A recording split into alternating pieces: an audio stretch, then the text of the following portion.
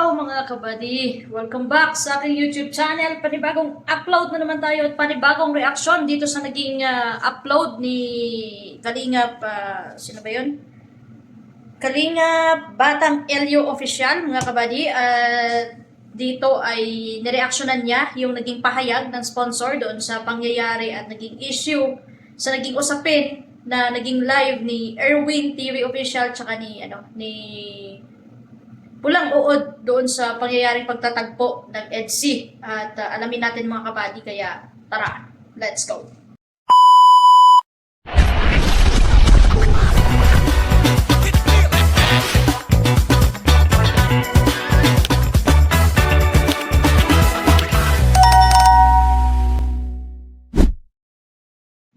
Go. At sabihin po ang totoong nangyari ng Sabado, August 8, hanggang 9:30 to 10 a.m. ng umaga hanggang sa oras.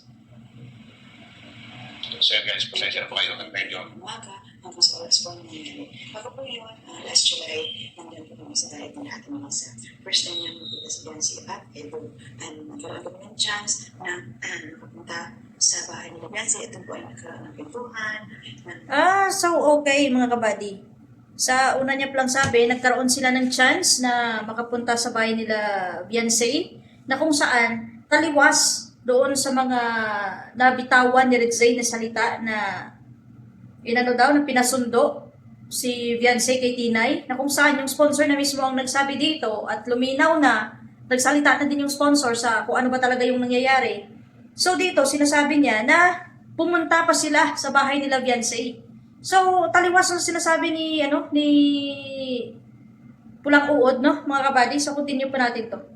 Usap at nung pa nagkaroon ng chance na invite ni Ate Melissa si Biancy na kumain sa labas. Pero at that time po, hindi po available si Biancy na sumama sa amin kasi po meron po siyang tinatapos na schoolwork. So, may pag-imbita, inimbita pala ng isang sponsor pa na kasama nito na mag-dinner sa labas. So, ngayon, dahil sa usap-usapin na to, na about sa kung ano yung nakita ni Erwin, tsaka doon sa sinasabi ni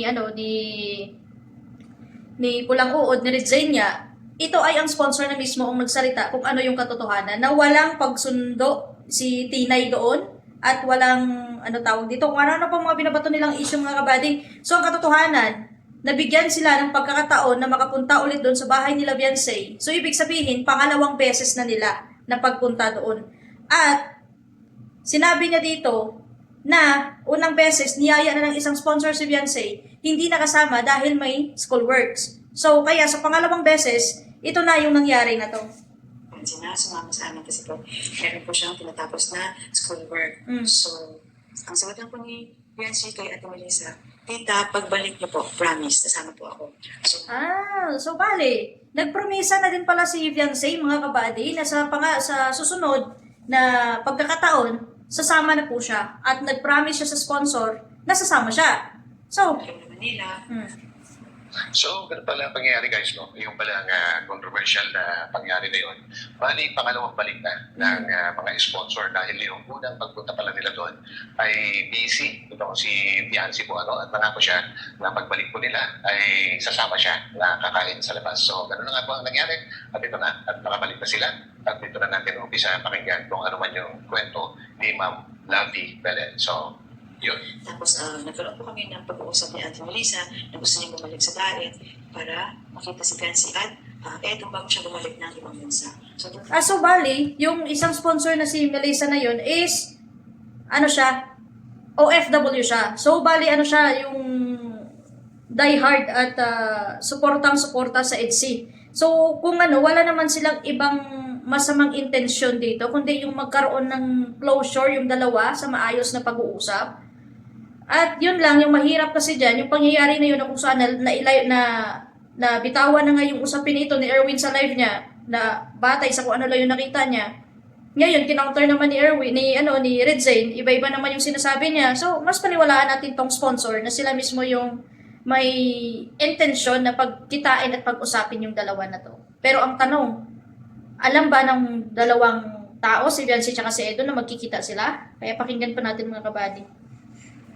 So yun pala guys, yung pala kasama ni Ma'am Lovey na sinasabi na isang sponsor ay gusto lang makita yung dalawa po bago man lang siya bumalik sa pinanggalingan niya na kung saan bansa. So, ganun pala yun ang kwento. So, tuloy po natin guys. Sa pag-uusap namin, nabanggit po namin na baka ito na yung chance na mapag-usap namin si Biancy at Edo. So, nagkaroon ng date kung kailan na uwi namin hanggang kinontak po ni Ate Melissa si Edo na babalik kami at uuwi ng daet. At kasama po doon na gusto namin na mapag-usap silang dalawa. Ang sagot lang po ni Es ay kung willing siya, si Biancy, para matapos na ang kaguluhan. So ano mga kabady, malinaw. Malinaw na yung sponsor is galing sa ibang bansa, ngayon is nasa Manila sila, at nag-set sila ng schedule kung kailan sila magkikita ulit para kumain sa labas at mapag-usapan. At although yun nga, tama nga yung mga naging opinion ko sa naging content ko dito mga kabady, na may pag-uusap between sponsor, tsaka kay Edo, tsaka kay Beyonce. So narinig naman natin dito ang sinabi niya na mayroong pag-uusap yung isang sponsor tsaka si Edu. At tinanong pa siya kung okay lang ba na magkita sila para pag-usapin, para maayos kung anong meron sa kanila at matuldukan na kung ano mang yung mga issue at gulo dito. So may alam din ni Beyonce na pupunta si Edu. Alam din ni Edu na andyan din si Beyonce. Kasi pinagkukonekta din sila at yun nga ang sabi ng sponsor, kung okay lang kay Edu na pagkitain sila ni Beyonce doon sa magiging location para mapag-usapan nila at matapos matuldukan na yung lahat-lahat ng mga issue. At yun yung sagot ni Edo mga kabady. Nakadepende kay Beyonce kung okay lang daw kay Beyonce. Sa kanya go siya para na matapos na sana to. Pero tuloy pa natin. So, yung pala guys, no? So, kabinado naman si sponsor or si Mang Lavi na talagang plano nila na pag-usapin yung dalawang po ano. And ang ginawa pala nila is unang-una, kinontak si Kalingap Edo at sinabi ka nila yung plano. And ang sabi naman daw ni Kalingap Edo guys, ay kung papayag si Beyonce. At saka yung ano dyan, yung naging purpose lang naman ng sponsor na yun, kasi di ba sponsor siya ng EDC. Parang parang hinahanap niya yung closure at matuldukan na tong naging usapin na to. Para sa kanya, wala namang maling intensyon. Pero, nagkataon lang na sa maling pagkakataon at sa maling sitwasyon. Lalo na't mainit sila eh. So ngayon, ito yung nangyari nga dahil sa ganong sitwasyon na gusto din sana makita at mapag-usapan kung ano meron sa kanila na matuldukan na. Nagkataon lang din na nakita ni Erwin at si Erwin naman agad-agad nag-live at binroadcast yun. So ngayon, nakita na naman ng mga kasapi ni Beyonce, si Red Zane, nag-live din siya para i-counter din yung usapin na ganyan. So, malinaw na yung sponsor talaga ang may pagplano at inamin din ng sponsor na sila ang nagplanong dalawa nun para sa kay Edo Channel sa kay Beyonce, na para lang naman sana sa maging closure ng dalawa bilang isang tagahanga, isang taga-suporta nila at naging sponsor din nila. So, yan lang naman yung gustuhin nila yung matuldukan na yung kung ano man yung sitwasyon nilang dalawa. Kung papayag si Beyonce, ay okay lang din. Ay okay din kay Kalingap Edo para matapos na daw lahat-lahat. Kung ano man yung mga hindi nila pagkakaintindihan.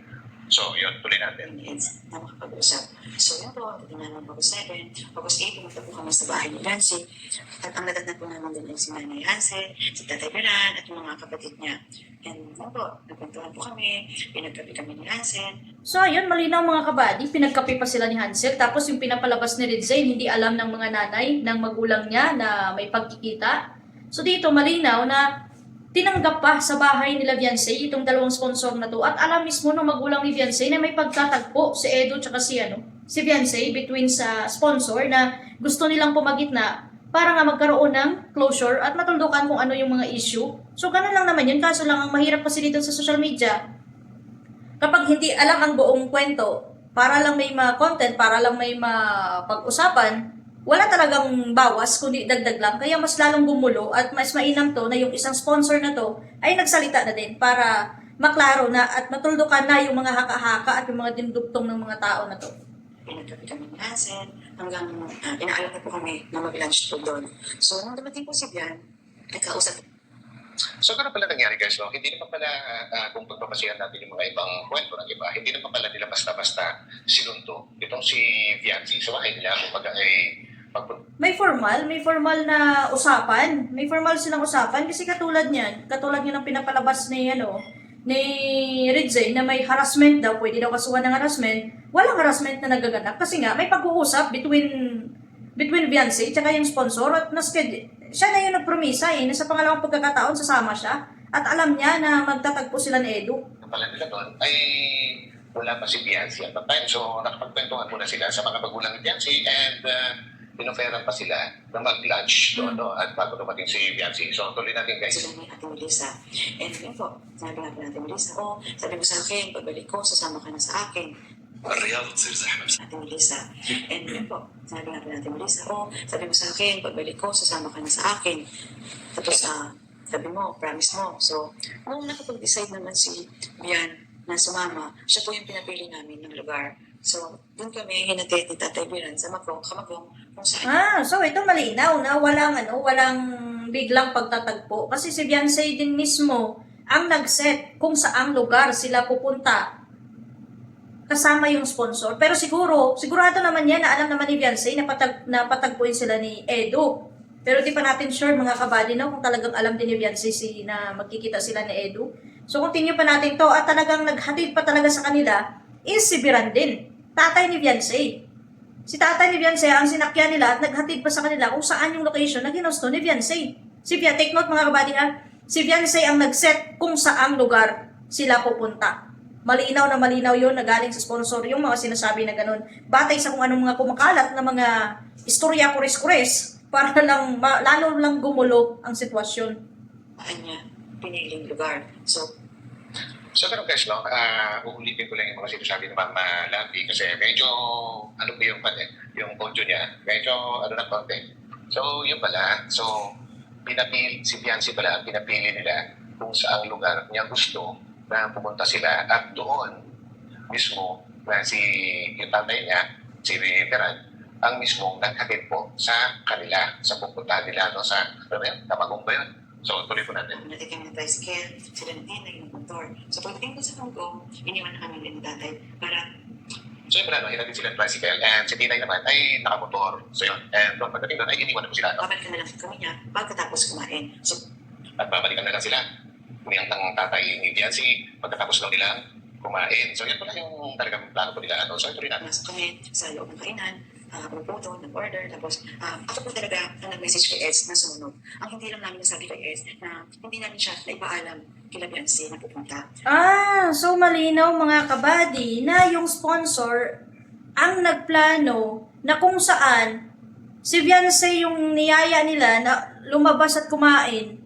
So, malinaw na hindi pala alam ni Beyonce na may pag-uusap yung sponsor tsaka si Edu. Na kung saan, nasabi niya dito na siya mismo ang nag-message kay Edu na susunod siya. Kaya pumunta si Edu. So ngayon, ang may pagkaamin din kung ano yung pagkakamali nila dahil hindi nila nasabihan si Beyonce na papuntahin din si Edu. So continue pa natin mga kabady, nagkakaroon na ng linaw lahat ng mga haka-haka at mga usapin about dito. Alam kila Beyonce na pupunta. So, itong si Ma'am Lavi ay talagang ginamit niya na siya mismo ang kumontak kay Kalingap Edu para sumunod sa kung nasaan ba po sila. No? And ginamit din siya na ang mali lang nila is hindi niya nasabi kay Beyonce na pinasusunod nila doon si Kalingap Edu. So, tuloy natin. Dumating po si Ez, pumasok po, upo po sa lamesa kung saan kami nandun. Kinamusta ni Ez si Bian. At yun, nagkausap naman po sila. Pero pilit na kinukuha ni Beyonce ang susi ng motor kahit Tinay. So, yun na nga, no? Pagdating ni Kalingap. So malinaw naman kabady na nagtagpo naman yung dalawa doon sa lamesa na kung saan nandun din yung mga sponsor tsaka si Tinay. At siguro nagulat si Beyonce kung bakit nandun si Edu. Pero pagkasabi dito is kinamusta naman ni Edu si Beyonce at yun nga may pag-uusap naman daw sila at parang pilit na kinukuha ni Beyonce yung susi kay Tinay. Siguro hindi siya komportable kaya siguro attach siya na umalis na lang. Pero continue natin mga kabady. Hindi Kalingap Edu guys ay nagkimusta naman doon si Beyonce. Okay, nakapag-usap din naman sila. Pero pilit daw na kinukuha ni Beyonce yung susi ng motor ni kay Tinay. Siguro hindi ko lang kung paano diyan umalis or what. Dahil siguro nabigla siya, no? So, tuloy ko natin to. kuha niyo na yung susi, lumabas siya na masama ang loob sa nangyari. So, sumunod kami ni Ate Melissa. So, ganun pala. So, nakuha niya yung susi and then lumabas siya ng masama ang loob. Kaya nila sinundan sa labas din. Siyempre, siguro ay ayaw din. Parang pa siguro si Beyonce, hindi pa siya ready na makiharap kay Edu at makipag-usap or anuman. Kaya naging ganun yung naging behavior niya na nagmamadali at na pumipili na namimilit na kunin yung susi para siguro umalis na. At saka nandun na din siguro sa point na disappointed siya sa sponsor kasi ang usapan sila lang lalabas na wala man ng pasabi na kasama si Edo. Pero sa palagay ko mga kabady, kung sinabi ito ng mga sponsor na kasama si Edo, hindi talaga tutuloy si Beyonce nito. Pero andito na to eh. At ang importante dyan, yung mga sponsor na to, may pag-aamin na may pagkakamali sila sa naging sitwasyon at naging desisyon nila sa pagtagpo na yun. Na umalis si Biancy na magmumotor lang, no? Dahil wala nang yung tatay niya, umuwi na at babalikan na lang sila pagkatapos kumain. And that time naman, dumating na si Kalinga Pedro. So yun nga guys, no? So tuloy natin kung ano na nangyari nung sinundan nila sa labas si Biancy. Hindi po namin siya pinapayagan mag-drive kasi po, for safety pa rin po, hindi yan ang inisip namin. So, gusto namin kung bakit namin gawa yun, bakit nangyari yun. Sinabi po namin na gusto namin po talagang mapag-ayos po talaga sila na kahit hindi po para ibalik ang EDSI, hindi po para ibalik ang love team, hindi po para ibalik kung ano man ang dapat ibalik. Ang tanging gusto lang namin ay magkaayos silang dalawa. Yun lang po, ang intention namin, wala na iba. So ayun na, malinaw mga kabady na yung sponsor mismo ay yung wala naman silang intensyon na masama, kundi yung intention lang nila is yung magkaroon talaga ng pag-aayos yung dalawa kahit hindi na mabalik yung dating love team nila. Dahil yung mga sponsor na yan, napamahal na din yan sa dalawa na yan eh. So, kahit sa ganitong sitwasyon, naapektuhan din yan sila na makita na dating sinusuportahan nila, na minahal nila, nagkakagulo dito sa social media. Kaya so, ano din, para maintindihan mo din kung ano yung intention nila. Pero yun lang, may pagkakamali din sila sa kung ano yung naging desisyon at naging hakbang nila na kung saan na ilagay sa alanganin si Beyonce sa mga mata ng tao, lalo na't mainit pa siya ngayon sa sitwasyon na to. Lang po, ang intention namin, wala na iba. So, ang sinasabi ko ni Ma'am Gabi guys, ay nag-explain sila kay Biancy dahil masama yung loob niya po, na gusto lang talaga nilang magkaayos silang dalawa, yung ex-love team, pero hindi naman para magkabalikan pa ulit. So, inahan kung sinasabi magkabalikan ulit, so alam din nila na nagkaroon ng relasyon yung dalawa. Kasi may salitang magkabalikan eh. Di ba guys? So, yun na. At yun lang naman daw ang intention ko nila na mapag-ayos. Yun lang daw. At hindi pinano or walang plano na magkabalikan or magkaroon nila, magkaroon ulit ng pagkakaunawaan yung dalawa. Okay. So, tuloy. Po, napakalma namin si Jan, yung kanyang tricycle mula Tativiran at yun po. After po, nung tumikot kami sa may tabing dagat, lapit, tayo tatlong kapag motor at saka yung sasakyan ni Eds. So, doon pa sa motor lang po po si Jan.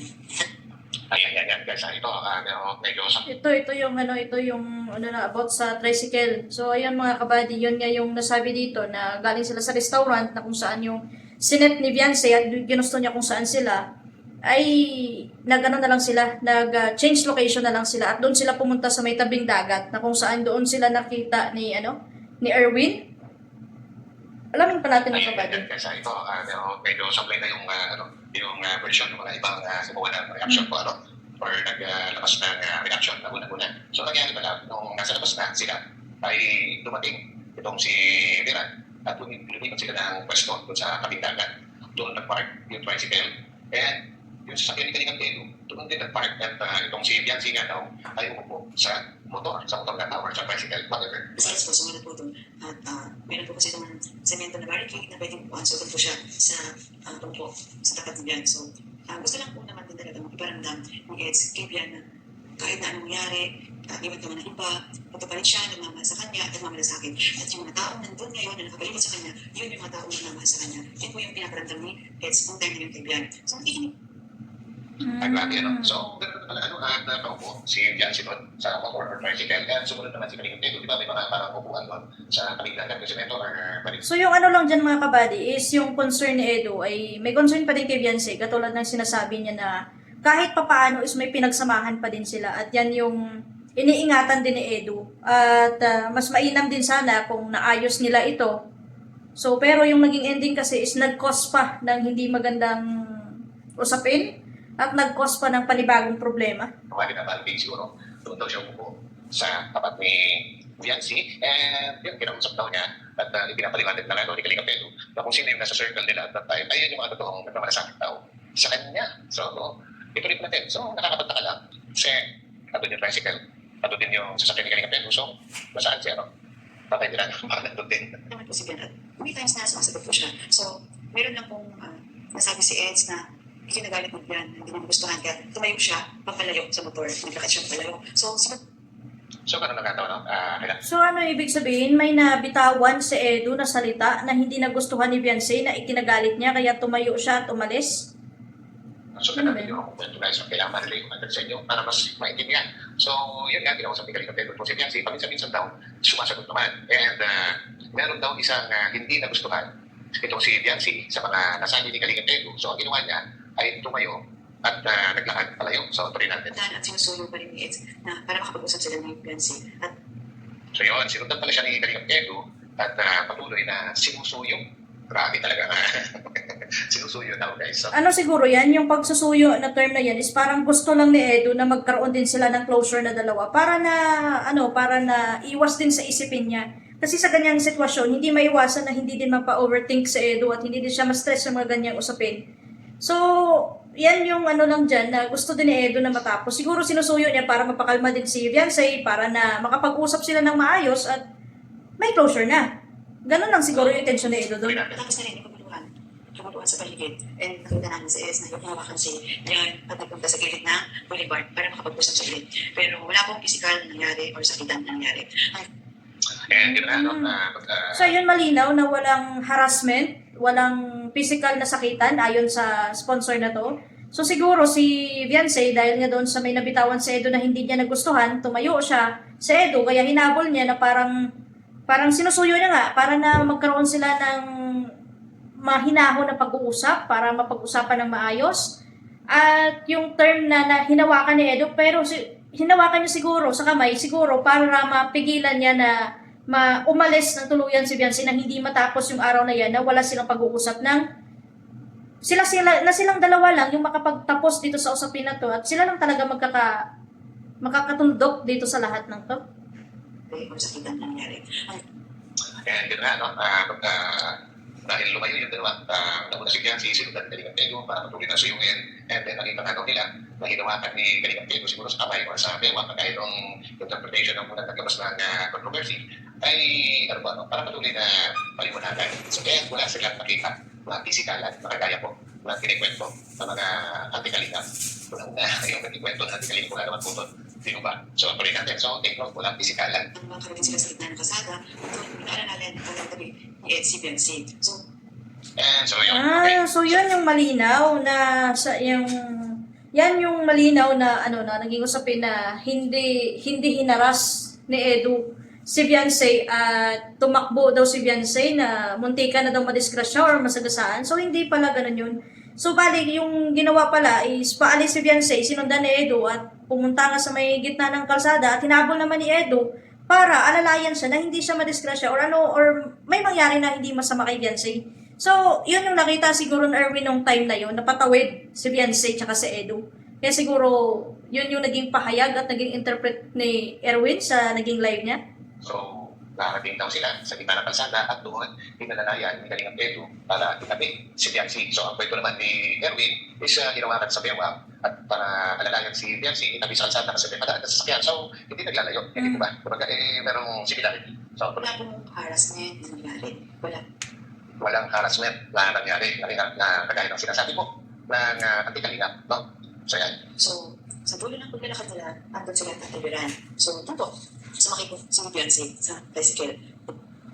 And sa dulo na paglalakad nila ay andun si Tatay Pirat daw at doon na sumakay si Bianci ng tricycle. So, ibig sabihin talaga, magkasama yung dalawa hanggang makarating sila sa tricycle po, so asa na kaya yung parang gustong sampalin na sinasabi ng mga antikan? Wala na, ano na lang yun, yung mga dagdag kwento na lang yun para lang may mapatrigger sa kabila, para lang may lalong ikakasira sa kabila. May mga dagdag na yung kwento dyan pero pasalamat tayo kasi itong sponsor na to nagsalita na din at sinalaysay kung ano yung tamang nangyari at alam niya yung oras at araw na yun.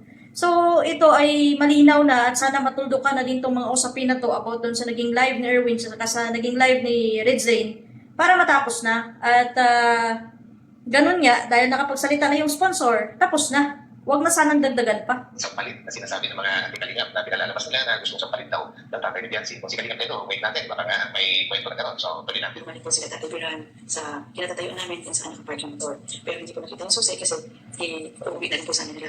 Nagalit po si tatibiran sa amin at pumarikos na ng andar. Tapos po kami Ano daw? Wait lang guys okay. So, balikan natin yun, hindi ko masyadong gets. So, balikan natin yun, hindi ko masyadong gets. sa kinatatayuan namin kung saan nakapark yung motor.